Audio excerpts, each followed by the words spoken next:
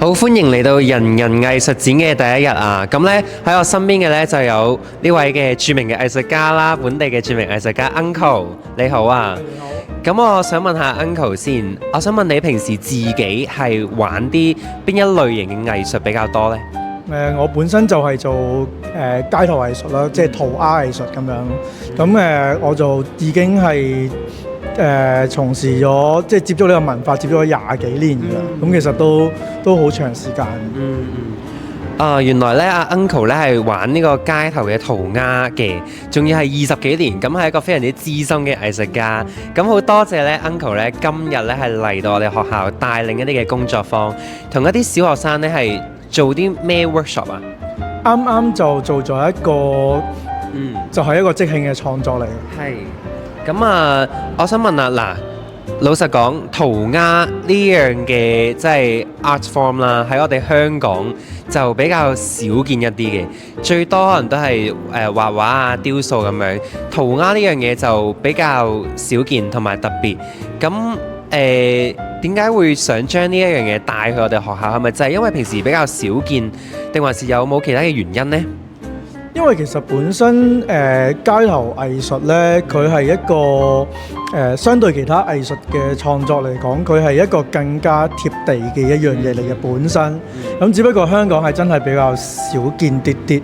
咁我即係頭先我啱啱講完啦，我都已經接觸咗呢樣嘢廿幾年。咁其實當然呢個文化已經係好耐㗎啦。咁只不過香港真係比較少可以接觸到，咁所以我就更希望可以散播去唔同嘅地方，都可以人人都見得到呢一樣嘢，即係唔係淨係話大家好片面覺得哇街上邊可能畫到花哩碌啊嗰啲咁嘅樣，原來嚟到學校都可以出現，甚至乎頭先係小學生原來都可以參與得到。咁其實所有嘢係冇一個隔膜喺度，真係好似今次主題咁人人藝術咯，所有人都可以接觸，可以參與咁樣。我覺得呢個好重要啊！頭先講到就係話唔希望藝術之間同人係有個隔膜喺度，可能好多人比較少見啲啦，見到塗鴉可能會覺得就係畫花蹦牆咁樣，但係其實未必係呢一回事嚟嘅。咁所以 Uncle 今日嚟到我哋學校，都第一起咗一個推廣嘅作用啦，希望多啲人認識呢一種藝術，拉近嗰個嘅距離。咁我覺得呢個好重要啊，尤其是係同我哋啲小學生去做。咁啊，你知小學生就最活潑，對所有嘢都好有興趣。咁喺呢一個嘅時機咧，去介紹俾佢哋知呢個塗鴉嘅藝術，我覺得係一個好好嘅時機咯。咁另外一樣嘢就係，我想問呢一個塗鴉嘅藝術本身係點樣引發到 Uncle 你嘅興趣？點解你會即係講翻去即係前啲啦？點解會中意做呢一種藝術呢？因為其實佢同其他，即係我本身細個中意畫畫啦，咁同畫畫有啲咩唔一樣呢？其實原來就係佢有個好大嘅挑戰性喺度。挑戰性。咁個挑戰性係咩呢？因為街頭藝術顧名思義就係一個係公共嘅地方，你去畫一幅畫，一幅好巨型嘅壁畫。咁就係呢，佢同畫畫平時即係喺張紙上面畫或者畫布上面畫嘅分別係咩呢？就係我畫完嗰樣嘢。佢個作品佢係當眼，任何人行過都會見到，所以咧你迫使你係每一次都要好盡心盡力去做呢個作品，因為畫完你畫得唔靚，啲人行過會見到；畫得靚，啲人行過見到係又會讚你，你冇得逃避嘅呢樣嘢。咁同我喺張紙上面畫我畫完畫得唔靚，就抌咗佢，好唔同啊！所以呢個係一個我覺得哇好大嘅挑戰性。迫使我每一次都要盡力做好，盡力做好咁樣。咁呢個就係推動咗我咁多年嚟不斷都要繼續去向前行咁樣嘅一個動力咯。我覺得好好啊，就係 Uncle 講多一樣嘢，就係嗱呢一個嘅 art form 同你普通喺張紙上面畫畫，其實係唔同嘅，因為放大咗好多倍。你一張嘅畫布可能都係即係頂多咁大左右啦，咁但係你做塗鴉藝術好容易就要動用晒成埲牆，咁而且呢樣嘢通常喺公共地方，咁你畫嘅時候呢，人哋係會睇得到嘅，咁會唔會其實都好似變咗一個 performance 咁樣？一時時啦，因為我哋平時畫嘅時候，又唔係圍布遮住，係好專心對住幅牆嚟畫咧。後邊發生咩事我都唔知。哦，即係都唔理人哋點睇啦，畫咗先係咪？我哋最集中嘅狀態，可能都會戴住個 headphone，跟住所有嘢都唔想俾出邊嘅嘢影響到我去做，即係尤其是我哋噴漆，其實控制嗰個噴漆嘅線條係好重要，我唔可以俾任何嘢影響到我去做每一下嘅動作咁樣，所以係唔係一個 performance？你喺後邊周圍行過路人啊，欣賞我知係有嘅，但係我完全唔會俾任何因素影響咁樣。係，我覺得呢個心態好好啊！即係嗱，你即係整緊嗰一個 build up 緊嗰一個 artwork 嘅時候，係當然係要全心全意去醉心做嗰件事，就暫時唔好理即係旁人點樣睇先。咁你做一個好嘅結果出嚟，咁人哋就自然會欣賞。可唔可以咁樣理解啊？可以咁講。咁當然 so far 即係咁多年嚟，我喺街上面做創作嘅時候，多數都係稱讚嘅。咁同埋個交流都幾特別㗎，我幾中意。因為其實我除咗喺香港之外，我都有去唔同地方參加唔同嘅活動啊，或者可能係一啲比賽都有。咁去到外國，例如英國啊，或者去到日本啊，我畫緊嘅時候呢，啲人係主動真係會同我傾偈嘅。咁佢傾偈嘅內容呢，會反映到嗰個城市、嗰個國家、嗰個地方嘅市民對於街頭藝術嗰個認知其實好唔一樣，即係例如我講個例子啊，簡單例子，我喺英國參加一個活動，咁我過到去其實我好得意，我喺英國度寫緊一個中文字，咁佢哋係會問，係啦，因為我去到一個地方就係叫 Southern， 就係響英國嘅最東邊海岸邊嚟嘅，佢出邊有個碼頭，望落去一望無際，直頭係海洋嚟嘅，咁我就個 inspiration 就係嚟自嗰一個咁嘅碼頭，咁我就寫咗學海無涯4個字。咁其實對於外國人嚟講好抽象嘅呢個係啦，係啦。咁我就嘗試解釋佢聽。咁其實呢個就有好好嘅交流作用。係。咁當然我都要做功課，我就要翻譯定哇學海無涯。英文點講？係啦，英文點講？同埋個 inspiration 係嚟自呢一個你哋最特別嘅呢個碼頭。咁所以我就諗起，因為我對於我嚟講，街頭藝術其實都係一個學習啊嘛，咁我仲喺度無止境學習，就其實好 match 呢件事喎，咁樣。誒講到一個位就係其實會唔會即係同一個嘅 art form 放喺唔同嘅地方環境底下，即係大家嗰個對於嗰樣嘢嗰個接受程度或者擁戴嘅程度會唔同咁樣呢？即係嗱，例如喺香港為例，會唔會嗱唔好介意我咁問啊嚇，會有啲即係街坊經過見到畫花埲牆啊唔靚咁樣，會唔會有試過有啲咁樣嘅説話呢？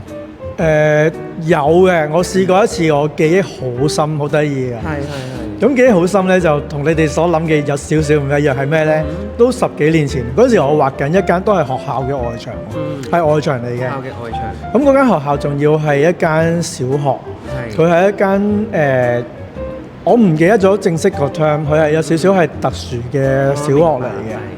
咁我畫緊一個好得意嘅一個公仔，係着緊嗰間小學嘅校服。嗰陣時我畫緊嘅時候係年初2啊，係假期，因為假期學校又唔使返學，我又唔會阻到其他人。係啦，跟住有人路過咧係個小朋友拖住個阿爸，個小朋友竟然係同我講咧話：哇呢個人咁冇公德心嘅咁樣。跟住我就唔理，因為其實我都知我頭先咁講啦，我對住幅牆咁，我就喺度畫緊啫嘛。我期待下一個步驟係會個阿爸會解釋個小朋友聽，唔係破壞緊我畫緊個咁得意嘅公仔，個阿爸冇出聲。跟住個小朋友不斷講話：喂，點解咁冇公德心？點解喺度咁樣畫？跟住我就覺得好奇怪啊件事咁樣咯。咁呢個其實係咁多年嚟，媒體都有一個責任，佢會即係俾到一個咁樣嘅印象，俾到大眾話，其實揸支噴出嚟畫就係一個唔好嘅嘢咁樣。我覺得即係講到一個點上面，就係大家對於呢一個藝術嘅認識，可能本身已經有一個既定嘅形象。即係可唔可以講話呢一個係最容易被誤解嘅一種藝術？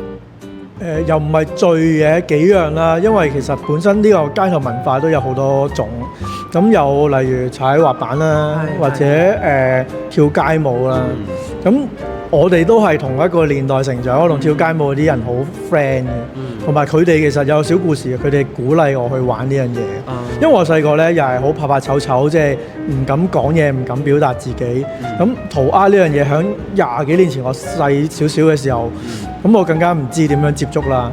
咁跟住我就有班朋友就係跳街舞，咁佢哋好勇於表現自己㗎嘛，就同我講鼓勵我，唔識咪畫咯，自己畫咯，冇人教咪自己亂嚟咯，畫下係㗎啦咁樣，咁我先開始接觸呢樣嘢，就真係自學咁樣嘅。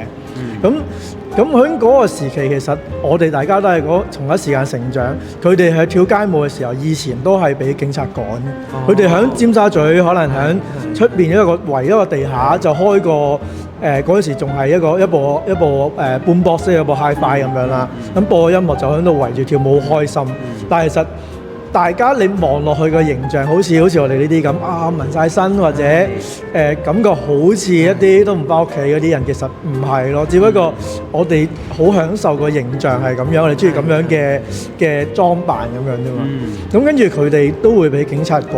咁我哋都係咁樣經歷嘅。咁但係跳街舞好就好在咧，佢發展到今時今日。上一次大家要知道嘅就係上一次嘅奧運，終於變成一個奧運項目。哇！呢個係好大嘅轉捩點嚟。佢哋終於係俾出邊普遍嘅家長直頭話：喂，我要帶個小朋友學街舞，可以做運動員喎，可以攞金牌。但係塗鴉一路以嚟都比較上都冇乜太多嘢發生到喺香港啊。喺外國其實唔同嘅，有好多我哋啲大型嘅活動去參加，係同世界各地唔同嘅街頭藝術家交流。其實我哋係傾好多嘢啊，有好多心得係研究，即係其實係比大家普遍嘅印象係好唔一樣。咁所以我留咗喺香港呢一度，我就係希望想將我接觸嘅嘢講多啲俾大家聽。你見我不停講嘢，我咧想分享多啲。即係其實我哋玩嘅嘢係好唔一樣。即係例如今次呢度咁，我寫藝術。呢度寫藝術啦，隔離實人藝術，其實就係都係講翻呢一個我哋今次呢個活動嘅主題啦。咁其實我係預先都冇準備，我係諗住同啲係啦，我見到嗰班小學生，咁我就係問佢哋大家一齊討論，一齊研究想做啲咩嘢啊。即係其實我覺得好多嘢唔希望係我話俾你聽做啲咩，而係大家去諗，大家一齊去將自己想表達嘅嘢表達出嚟，咁所以就出現咗呢一個出嚟咯。所以我覺得呢個都係一個即係好美好嘅一件事情，係能夠發生到啦今日。同埋頭先講到一樣嘢就係原來藝術有好多唔同嘅形式，或者好多唔同嘅呈現嘅方式。咁呢個就真係需要大家係能夠多啲去理解啦，同埋嘗試去接納唔同嘅藝術嘅形式。咁今日都好多謝 Uncle 咁願意即係接受我哋嘅訪問啦，亦都分享咗好多嘅背後嘅故事，都實在令人咧係覺得好感動。